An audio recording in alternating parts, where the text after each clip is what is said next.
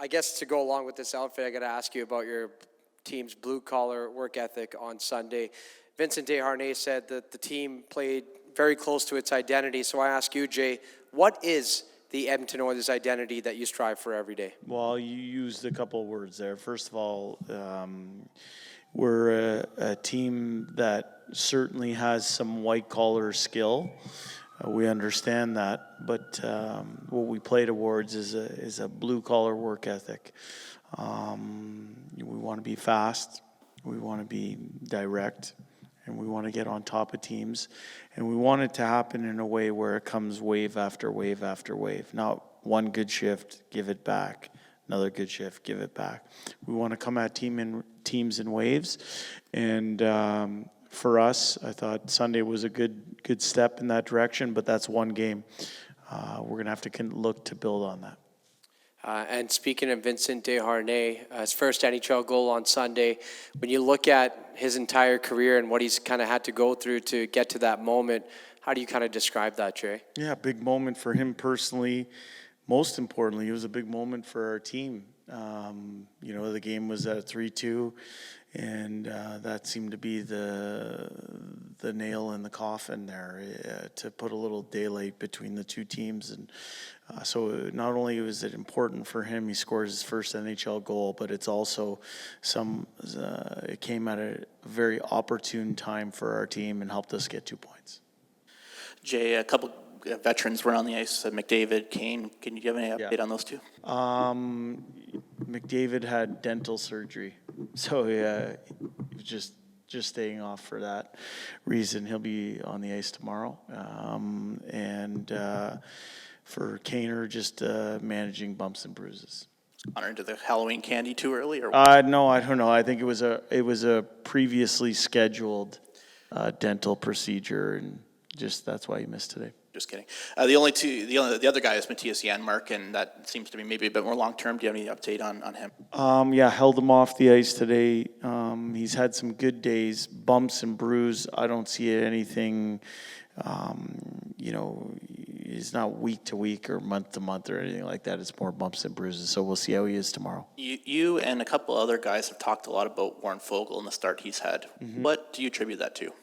I think a simplicity in his approach, a speed at which he's playing the game, a focus to be the best that he can be and bring something to the table. I think Warren's doing that. I've moved him all over the lineup.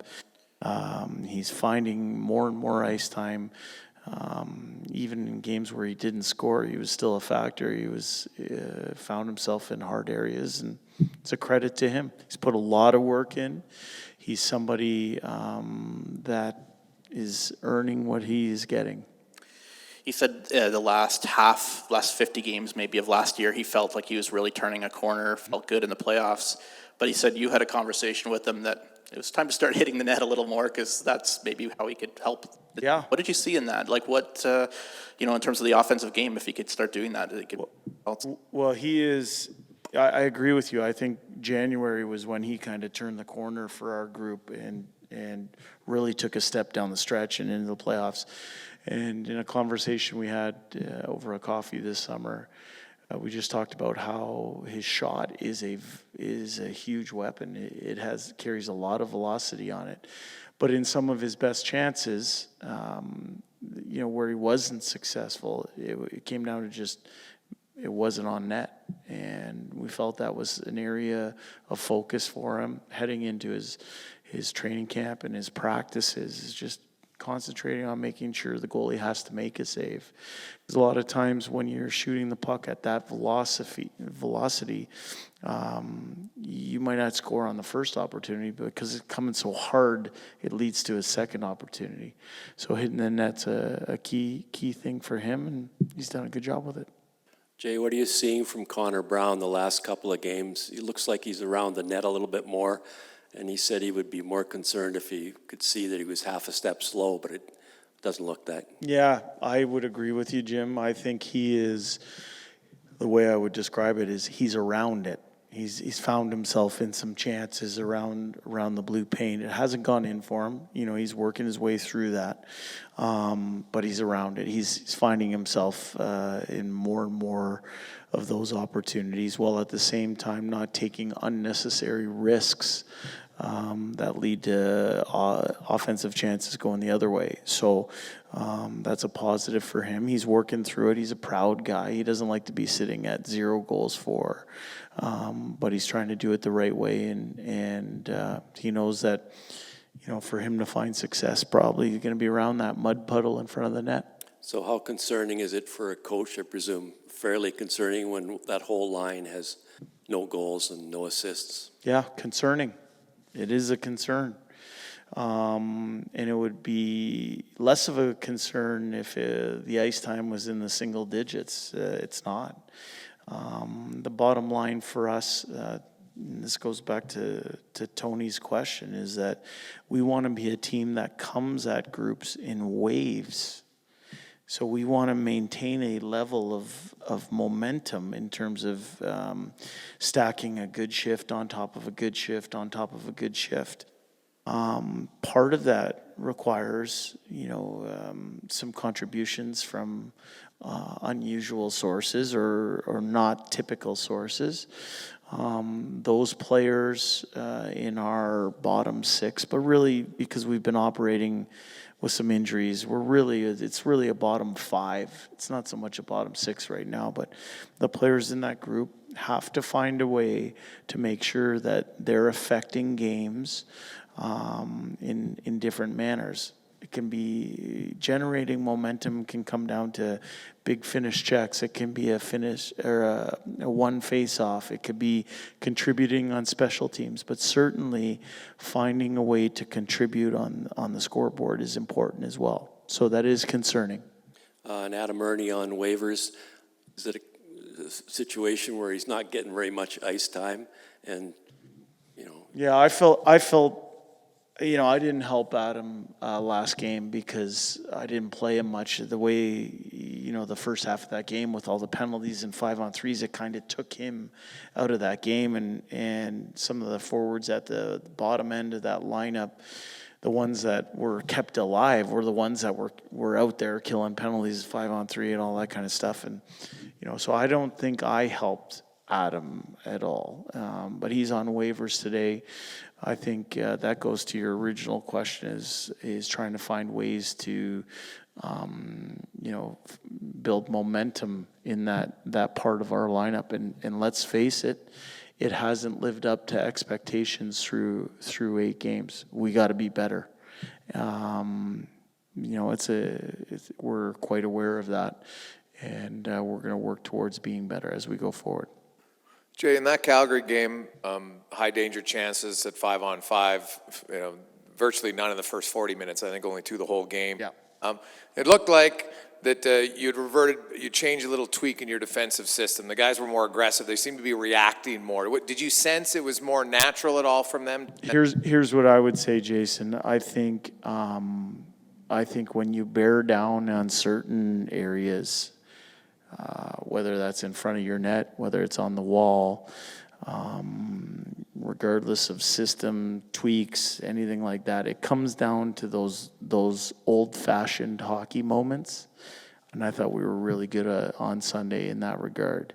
I think there's things you can do and put your attention or focus on, and what we did heading into that game, I thought paid some dividends. But again, it comes down to old-fashioned moments within your own end, and we did a good job. And lastly, Nurse and Ceci's play this season, you look at a lot of their numbers, underlying numbers, everything else, it's been quite strong. Do they look like I know Ceci played with some nagging injuries last year, but they look a lot like they were as a pair in 2022 when they had an excellent season. They played a lot of minutes against the other team's top units. Do you see them back at that level? Yeah, well, I think they've probably been our most consistent pair. We didn't start the season that way, but it kind of worked our way towards that. I think, one thing you didn't mention about it is typically they go against the other team's top top threat. So those are hard minutes. So to have the effect that they've had while seeing the other team's best players, that's a credit to them. I think Ceci has been very consistent right from day one in training camp. Putting him back with Darnell, I think they've been a good pair for us. I thought our D-core in the last game was very effective for us. I thought that was probably Ekholm and Bouchard's best game as a pair.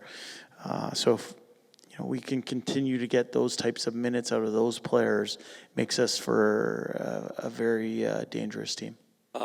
Getting back to Erne, if you're going to put him on waivers, do you want to recall a player who plays the same sort of,